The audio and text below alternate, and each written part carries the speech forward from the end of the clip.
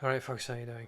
So in this video, I'm just going to be talking about, to my own mind, this is purely my own opinion, but the way that I've been reading it, the top 5 flaws of the English garrison stationed in Scotland at the time of the Wallace Rebellion, and that of Andrew Murray as well, to be fair. Let's not forget about him. But flaw number 1, I would say, is arrogance.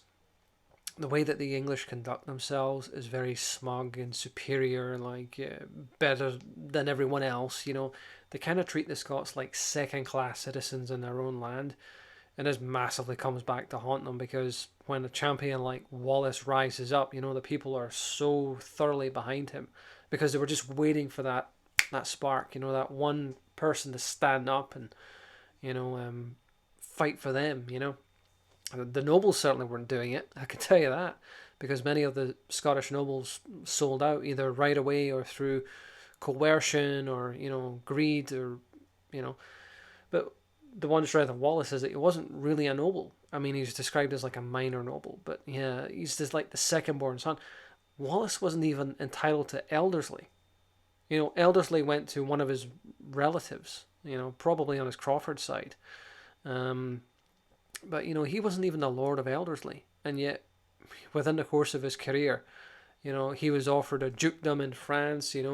There's hints that Longshanks wanted to make him a lord, at least possibly even make him the King of Scots if he thought he could bring him over to his side. Some of Wallace's own supporters wanted to make him king, which Wallace rejected. In my opinion, correctly. I don't think he had the right temperament to be a king, because if you want Wallace's personality through film, I think the two greatest representations are somewhere in between Santino Corleone and Balin of Ibelin, like somewhere in the middle between those two. Certainly not what you get in Braveheart, that's for damn sure. You couldn't have been any further away from the real Wallace. But, in that movie, as fun as it is, but it's just a movie, but the English, they're very haughty. The impression I get is they're kind of drunk half the time. They don't see the Scots as a threat at all, which is kind of what leads to the Scots actually becoming a threat because they're able to get the jump on them just for that reason. But the behaviour of the English, especially the English under Lord Henry Percy, and we'll come back to him later on in this video, is very contemptuous. Is very arrogant. Very conceited. Very conceited. Like, you Scot there, hand me over your fish. That sort of thing. I mean, who goes up to people and says, "Hey, you Scot," or "Hey, you Frenchman," or "Hey, you German," or "Hey, you Russian, give me your stuff"? Yeah, you ever think that's ever going to end well? Not on your life. The second thing is laziness. The laziness of the English garrisons is just unbelievable. They can't even be bothered to do just the most basic, rudimentary, elementary tasks. They just let anyone walk into these Scottish towns. They don't do any background checks. They don't ask for their identities, except for only one occasion where I saw an example of someone doing this. And this was the mayor of St. Johnston was called to, ask Wallace and his band when they tried to enter Perth, which is St. Johnston back then. Like, who are you? What's your name? What are your intentions? But even then, it's not very deep. It's just, what's your name? What do you want? And they're letting the Scots walk around with weapons, which to my mind is unbelievable. It's like these guys are just asking for it. They're shoving people around. They're, drunk half the time. They're taunting them. "Oh, look at these Scots, these weaklings, eh, Trevor? look at them over there. Oi, you're pathetic." Like this, and at the same time, you're letting them walk around with weapons. They're walking around with butcher knives or hunting knives or skinning knives or bows and arrows and swords and all that.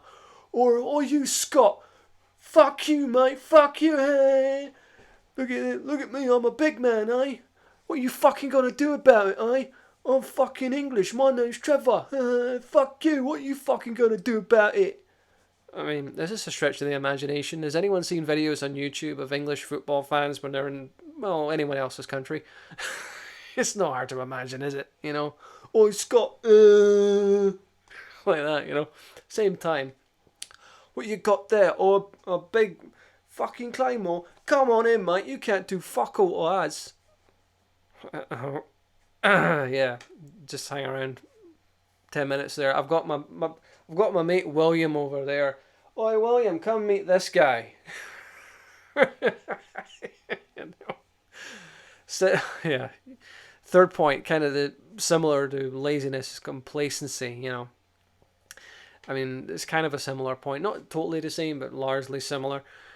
The English were just totally taking for granted that they totally ruled the land and that they could just push the Scots around and just treat them like garbage, basically, and walk all over them, which they did for quite a while. But that anger's gonna rise up. That anger's gonna explode at some point. There is only a certain threshold that people can take, but yeah, very very complacent. I mean, not just the soldiers as well, but the commanders. And what I mean by this is like Henry Percy. To my mind, if there's any one man who you could really blame for the rise of Wallace and the fall of the English occupation, above all else, it's Lord Henry Percy. Because he was 24 years old when, about 23, 24, when he was in charge of the garrison in Ayr. But what kind of, king, let's say something about the kingship of Edward as well. But to be fair to him, he's ruling over the whole English empire. And at this point, it really was an empire. He's got troops in Ireland, he's got troops in Wales, he's got troops in Gascony. Because remember, he's also the Duke of Gascony on top of being the King of England. So the English are kind of engaged all over the place. And so, Edward is not sending his best troops up to Scotland because he cowed them basically so easily with the Ragman Rolls in 1291 and then 1296. After the massacre at Berwick, everyone was kind of, tamed for a while, and the slaughter of the Scots army at Dunbar. So the thing is, like, Edward wasn't sending his best troops into Scotland because he just didn't really take the Scots very seriously, because he was able to overpower them through betrayal and treachery, albeit, but he was able to overpower them very easily, in all fairness. And a lot of that was to do with the Scottish kind of nobility going along. But the nobility is one thing, right? But the ordinary common people is quite another matter. So just because you've got the nobles all tied up in a ribbon doesn't mean that you have the whole country tied up. And that's what Wallace was able to prove above all else. But the complacency of Henry Percy is just unbelievable. It's really unreal. Like, there was the fishing incident at, I think it was Etwick Water, or, no, sorry, the River Irvine. I'm trying to remember. I think it was the River Irvine. Pretty sure that was it. Where Wallace went fishing one day and he caught fish, and 5 of the English knights turned around. Wallace killed 3 of them after they tried to steal his fish. And 2 of them went away to Henry Percy and said, "There's a Scot back there who killed 3 of our men." And Henry Percy just hand waves it off like it's nothing. Like, who cares, you guys are fucking idiots. He's not wrong, actually, they were idiots, but at the same time, there's a guy who's killed 3 of your soldiers, 3 of your knights, no less, and you're not willing to do anything about it. And after Wallace wins at the Battle of Loudon Hill, where he avenges his father and his brother's death, it was 50 Scots against well over 100 English. They were outnumbered about 3-1 at least. Wallace has just crushed this English convoy and stolen all the supplies, and he's hiding out in the Clyde Wood. Even his uncle can find them, by the way. There's thousands of English assemble at Glasgow deciding, what are we going to do about this rebel Wallace, who has 50 men on his, in his guard, in his army, if you can even call it that. And probably less than 50, because no doubt he would have taken losses at Loudon Hill. You've got thousands of English at Glasgow who could go out like that into the Clyde Wood, or ask Ranald Crawford, his uncle, where he is, because Crawford goes on behalf of Lord Percy to negotiate with Wallace and broker a peace with him. You've got thousands of English, not very far away at all, only at Glasgow, which is not that far. And you've got, Wallace hiding out near Loudon Hill at the Clyde Wood, and no one wants to take any responsibility and go out and arrest him or capture him, or and they end up making a peace treaty with him, even though the English have got like the whole of Scotland tied up in a ribbon, and they can't go after one guy with less than 50 men hiding out in the woods. So if the English wanted to crack down on Wallace and crush him and hammer him, which is what Henry Percy should have been doing, but he was too young for the position that he was put in. I can't say I totally blame him. It's to do with experience. He's only 24 years old. It's just a really dumb thing to do, and it just shows total nepotism on the part of King Edward I. but also the fact that he's not taking the Scots seriously at all. Anyway, that brings me to the next point, corruption. And this is the point that really went in Wallace's favour, because so many, pretty much all, I would say, at least half to three quarters of the Scottish nobles, were, at least at one point, it did kind of vacillate back and forth, especially when Wallace started to rise to prominence. A lot of the Scottish nobles switched sides like that and went and, like John the Graham was a very prominent example. Sir John Ramsay was another one, Earl Malcolm another one. A lot of the Scottish nobles, maybe not all of them, maybe not even half, but a lot of Scottish nobles were siding over to Wallace as soon as it became clear that this guy was an excellent strategist and tactician and really could go toe to toe with the English and take them on. They were just waiting for that champion, and it didn't even matter that he was a second-born minor noble. He was not even entitled to elderly. It's just they were wanting that one figurehead to rally behind. But the fact that so many of the Scottish nobles were bought off so easily by King Edward is what really went in the king's, really went against the king, I should say. Really went in favour of Wallace, is what I was trying to say, because he's such a surprise. I don't know what was happening in these other countries like Wales or Ireland and all this, but it just seemed like when the English just rolled in, it's like they just totally dominated. The Irish fought back, but also the Irish sided with Edward, like with the ravaging of Argyll. There were Irish who fought on the side of England during the First Scottish War of Independence. Let there be no doubt about that, and I will get to that. That this whole McPherson rebellion up in Argyll, where 15,000 Irish mercenaries were ravaging through the land. So don't go thinking that like the Irish were only the poor, persecuted, downtrodden Irish were suffering with Edward. Some of them sold out and joined England's side. There'll be no doubt about that. Why do you think Edward Bruce was going into Ireland when Robert the Bruce ascended to the Scottish throne? Why do you think the Bruces were in Ireland? Well, here's a suggestion for you. Because of McPherson and the 15,000 Irish mercenaries and savages who were going and ravaging through the Highlands of Scotland.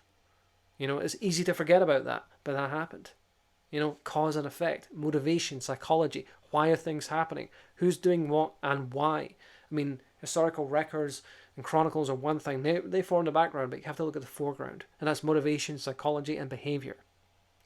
Right? So corruption was all over.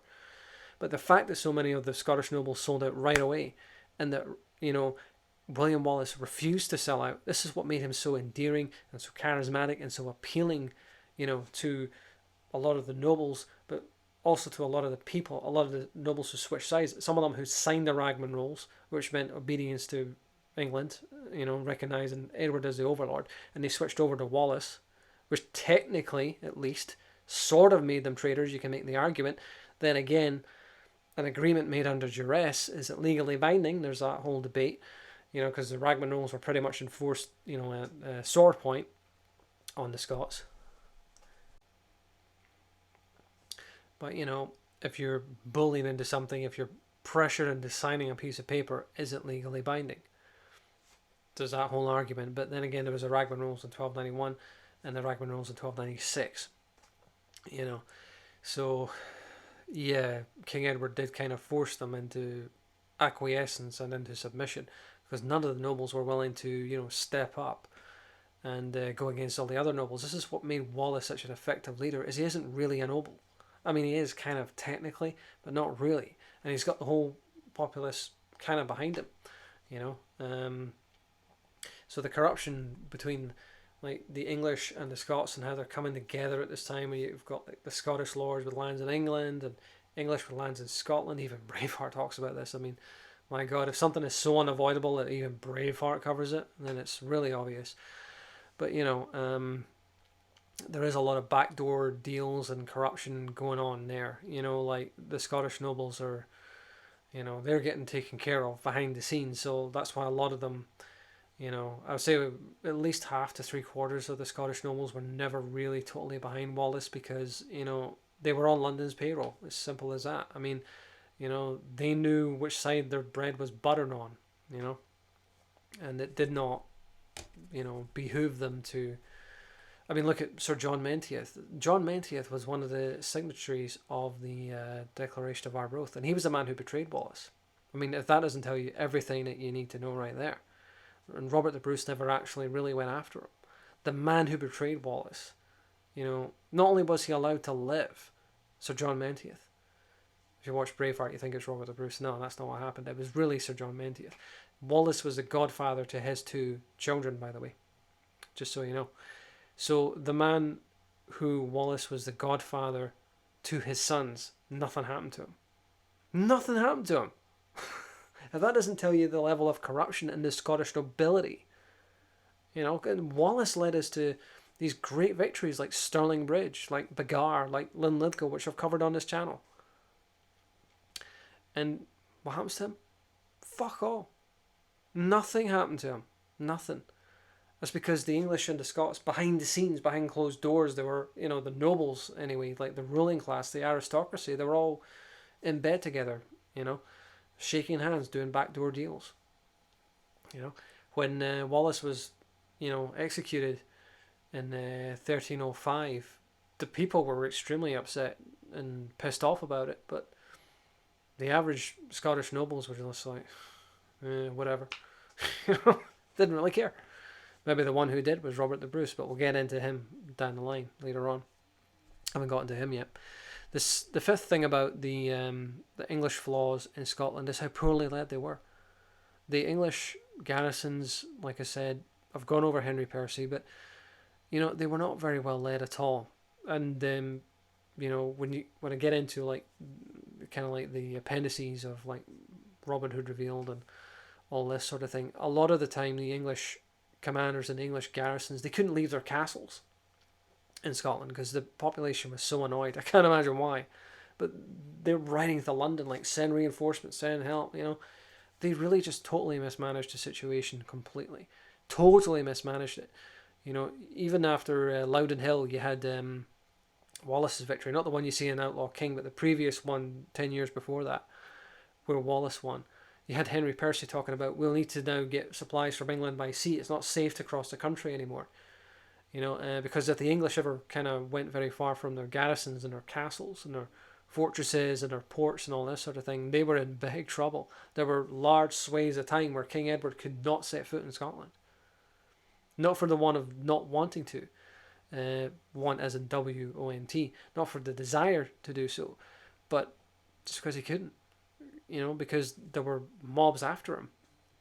You know, the English just fucked the whole thing up from start to finish. They just screwed the whole thing up. It wasn't so much that the Scots beat them, it's that the English just mismanaged the situation so horribly that their defeat was inevitable because they brought it on themselves. You know, another thing as well is that the English troops who were in Scotland were not the best, because the best English troops, the crack English troops, were in France. And how I know this is through reading Robin Hood Revealed, where it talks about when the Scots go up against the English soldiers stationed in France, it's a lot harder. It's a much, much, much tougher fight. The quality of the English soldiers goes from this to this very, very quickly, and the Scots are like on the cusp of defeat a lot of times, where in their own land they wouldn't have been. It's because like the best elite crack troops are positioned in France. This is one of the reasons why the Moray and the Wallace rebellions, you know, are able to gain such momentum over a very short period of time. I mean, 1297, English soldiers positioned in Scotland in 1297 were almost in the same position as German soldiers positioned in the Soviet Union in 1943. It was that bad. And believe me, it was bad. I mean, Wallace's victories just stacked up one after the other after the other. Thousands. You're talking about maybe even tens of thousands of English soldiers lost in 1 year. The losses that the English took, and just in the year 1297 in Scotland alone, were catastrophic. To the point that in the autumn and the winter of 1297, Wallace was able to invade England and get within 25 miles of London. And the English were able to put up pretty much no resistance. One, because, you know, it was off season and, you know, the armies were not really assembled at this time. Two, because the English armies were positioned all over the place. They were stationed in France and Wales and Ireland. You know, they're spread pretty thin as it is, you know. And three, the Northern Army, at least, you know, had been absolutely decimated. And four, no one wanted to fight them. But anyway, that's just my opinion. Thanks for watching.